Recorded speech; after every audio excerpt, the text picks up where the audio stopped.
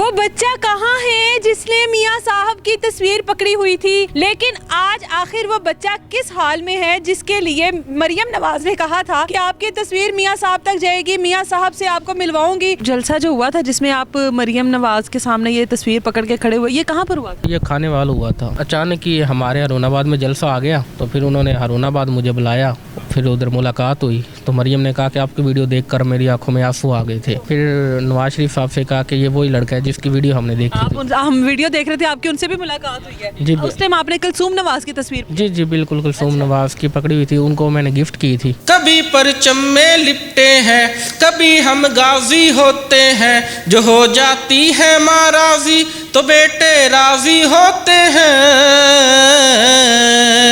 मरियम नवाज ने कहा था कि आपकी तस्वीर मियाँ साहब तक जाएगी, मियाँ साहब से आपको मिलवाऊंगी, और शायद मिला भी ये बच्चा, लेकिन आज बेचारा फिर से मियाँ साहब की तस्वीर पकड़कर उसी हाल में अपनी ज़िंदगी गुजारा। चाहता क्या था, मियाँ साहब की तस्वीर पकड़कर गया क्यों? इतनी मोहब्बत आखिर जो थी वो अब भी उसी तरह से कायम दायम है। अस्सलाम वालेकुम। वालेकुम सलाम। क्या नाम है आपका? अब्दुर्रहमान। अब्दुर्रहमान। आज भी मियाँ साहब की तस्वीर पकड़ के बैठे हो, ये हम लोगों ने आवाज़ कितने दिन अपने कानों में सुनी कि कहाँ है वो बच्चा। बस ये देख लें कि मैं इस साल में हूँ, और आपको पता है कि आजकल काम के हालात, तो हारूनाबाद में काम डाउन था। तो फिर मैंने सोचा कि क्यों ना, लाहौर बड़ा शहर है तो उधर जाकर काम किया जाए। अब मैं इधर दाता दरबार रहता हूँ। अच्छा, कहाँ पे रहते हो दरबार? फुटपाथ पे। तो इधर 10 दिन हो गए आए हुए। 10 दिन में तकरीबन सिर्फ 3 मजदूरी लगी है, तो 7 दिन ऐसे ही गए। मैंने सोचा था कि लाहौर जाकर अच्छे खासे पैसे भी बन जाएंगे और ईद के कपड़े वगैरह भी ले लूँगा, लेकिन इधर आया तो इधर भी यही यार। अब जलसा जो हुआ था जिसमें आप मरियम नवाज के सामने ये तस्वीर पकड़ के खड़े हुए, ये कहाँ पर हुआ था? ये पहले ये खाने वाला हुआ था। खाने वाल में आप थे उस टाइम? जी, खाने वाल में वो मेरा इंटरव्यू हुआ था, फिर उधर से वायरल हुआ। अच्छा। फिर मरियम ने कहा कि मुझे इस लड़के का नंबर चाहिए। हाँ। तो फिर उसके बाद उन्होंने मुलाकात के लिए बुलाया। वो हारूनाबाद। राब्ता हुआ आपसे मरियम का? नहीं, मरियम का नहीं हुआ। अच्छा। परवेज़ संदेला भाई है, तो उनकी कॉल आई थी मुझे कि मरियम नवाज़ और नवाज शरीफ आपसे मिलना चाहते हैं। फिर उन्होंने मुझे कहा कि जैसे ही कोई प्लान बना तो आपको बता देंगे।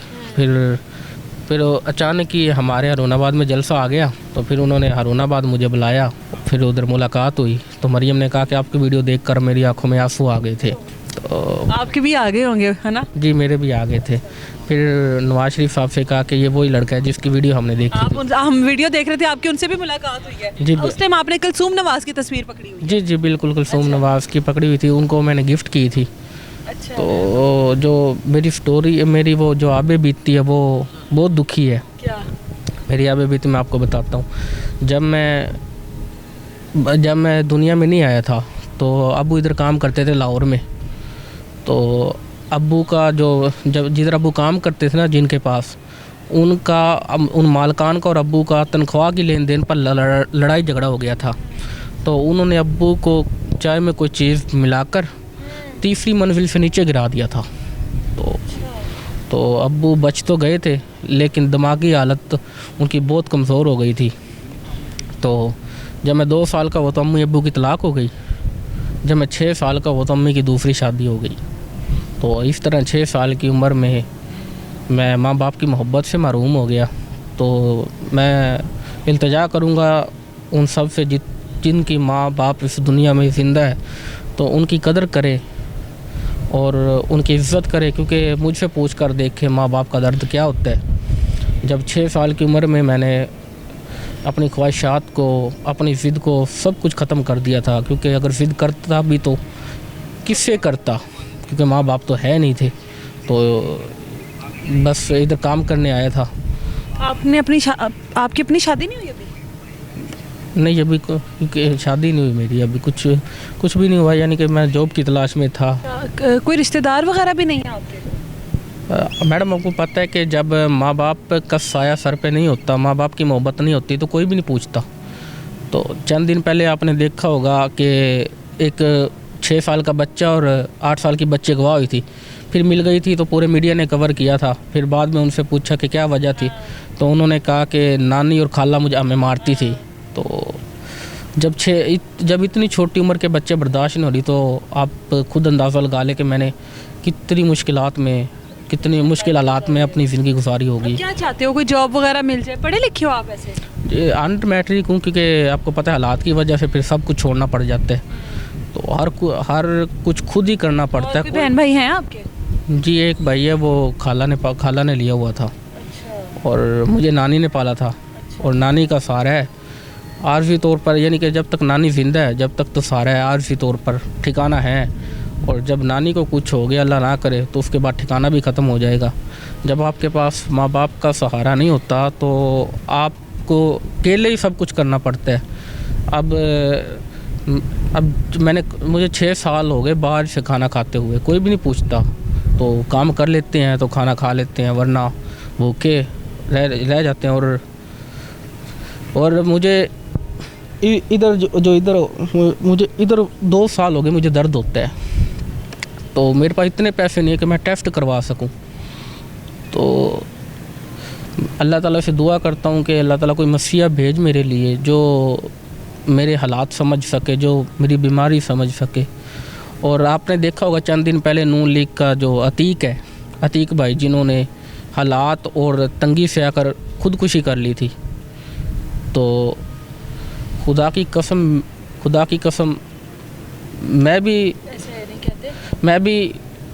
खुदा की कसम मैं आपके कैमरे के सामने कह रहा हूँ, मैं भी क्योंकि सब अब मुझसे बर्दाश्त नहीं होता मैडम। जब आपके पास माँ बाप का सहारा ना हो, आपके पास कोई ठिकाना ना हो, कब बीमारी हो आपके पास, तो बर्दाश्त करते मुझे 23 साल हो गए, अब बर्दाश्त नहीं होता। और चंद दिन बाद मैं किसी भी लम्हे, जब मेरा ज़्यादा दिमाग ख़राब हो गया तो मैंने खुदकुशी कर लेनी है। ये तो वैसे नाउमीदी वाली बातें हैं। और एक बात और कि दूसरी बात, मुझे इस चीज़ का दुख है कि किसी ने मेरे टैलेंट की कदर नहीं की। क्योंकि मैंने जब मैं 9th में था तो मैंने स्कूल में प्रोग्राम में हिस्सा लिया था, तो उधर मैंने पाक फ़ौज का तराना पढ़ा था, 1st पोजीशन आई थी। तो मेरी ख्वाहिश थी कि अपनी आवाज़ की बदौलत अपने मुल्क को, कौम का नाम रोशन करूँगा। तो और मेरी ख्वाहिश थी कि जैसे मैंने मुश्किलात में गुजारा किया है, मैंने ऐसे मैं यतीम खाना खोलूँगा। जब मैं अल्लाह ताला मेरी आवाज़ की बदौलत जब मुझे कामयाब कर देंगे तो मैं यतीम खाना खोलूँगा और यतीम बच्चों को पालूँगा। लेकिन तो हालात ने इजाज़त नहीं दी। क्या तराना पड़ा था उस टाइम, सुनाओ। मैंने ये वाला पढ़ा था। हिल जाती है हर दस्तक पर माँ को लगता है मैं आया, कोई प्यारा है मुझे आपसे भी, मैं बाबा से ये कह आया, घर बार है मेरा भी पीछे और आगे भी घर मेरा है, मैं जी लूँगा अंधेरों में और मेरे बाद सवेरा है। इस घर की सारी खुशियों को एक बार न घबराने देंगे, एक सोच बुरी भी सरहद से गढ़ पार नहीं आने देंगे। कभी परचम में लिपटे हैं, कभी हम गाजी होते हैं, जो हो जाती है माँ राजी तो बेटे राजी होते हैं। कभी परचम में लिपटे हैं, कभी हम गाजी होते हैं, जो हो जाती है माँ राजी तो बेटे राजी होते हैं।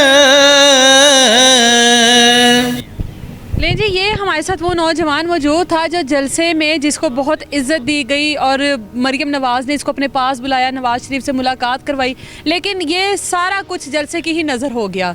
उस जलसे के बाद वो चैप्टर क्लोज़ हो गया, जलसे ख़त्म, वो तमाम चीज़ें ख़त्म हो जाती हैं और वो लोग वहीं के वहीं उसी तरह से एक उम्मीद पर, एक आस पर अपनी ज़िंदगी गुजारने पर मजबूर हो जाते हैं। और आखिरी बात, अगर मैं आपके कैमरे में कह रहा हूँ, अगर मैं खुदकुशी कर भी लूँ, अगर मैं ये कदम उठा भी लूँ, तो मैं अपनी मर्ज़ी से करूँगा, कोई भी इसका जिम्मेदार नहीं। इस तरह की बातें नहीं करते, बड़ी नाउमीदी की बातें, हालात से तंग इस हद तक आ गया हुआ है कि इस तरह की बातें कर रहा है। अल्लाह इसके लिए आसानियाँ फरमाए। लेकिन ये हुकूमत में आने के बाद भी ये सिर्फ जलसे की हद तक ही था। जी जी। एक बात और मैं करना चाहूँगा कि एक हमारे भाई हैं, वो असद भाई, तो वो वर्करों के लिए बहुत आवाज़ उठाते हैं। तो मेरा पैगाम मेरे पूरे पाकिस्तान से गुजारिश है कि मेरा पैगाम असद भाई तक पहुँचाएँ। वो इंस्टा न्यूज़ के ओनर है, तो उन तक पहुँचाएँ। वो नून लीग के भी हैं, तो वो वर्करों के लिए बहुत ज़्यादा आवाज़ उठाते हैं, तो वो मेरे लिए आवाज़ उठाए। बस मैं जी, इजाज़त दें मुझे। अल्लाह हाफ़िज़।